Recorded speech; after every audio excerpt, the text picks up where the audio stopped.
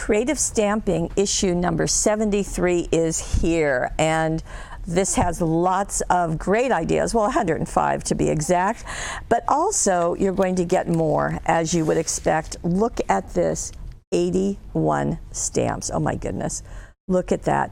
They're really focusing a bit on planners this time, but we know that all of those images are going to work great on cards, on tags, on scrapbook pages, so don't be dismayed. You can use them on so many things. I really like that bouquet. I think that's really pretty, and the wreath is nice. So just lots of good to have the months of the year, little calendar right there. So just a lot of ideas right here.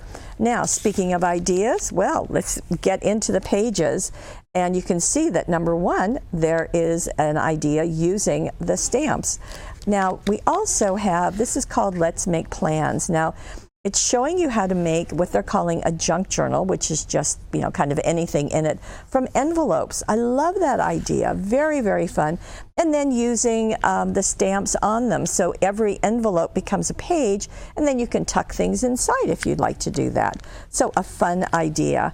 Here are, these are the Daisy May summer trees, so just giving you a little heads up. We also have carried all of these, so that's just another way to use them if you'd like that. Now here are ways also to use these stamps in some card making. Now that's very fun to use that little calendar, turn it into the whatever month, and send it to the person with their date of birth circled. Very fun. Birthday to-do list, don't forget to be awesome. Some very fun ideas, and that's what I always love about practical publishing.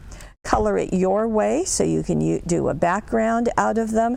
You can color washi tape with it, or make your own washi tape. As a matter of fact, it's going to show you how to do that.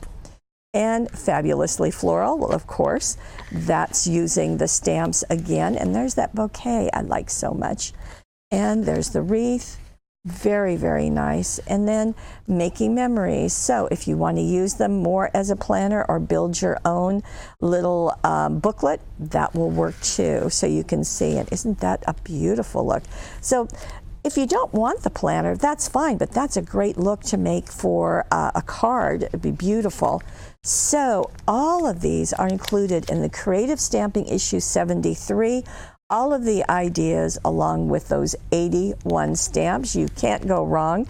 And we are delighted to have these exclusively at paperwishes.com.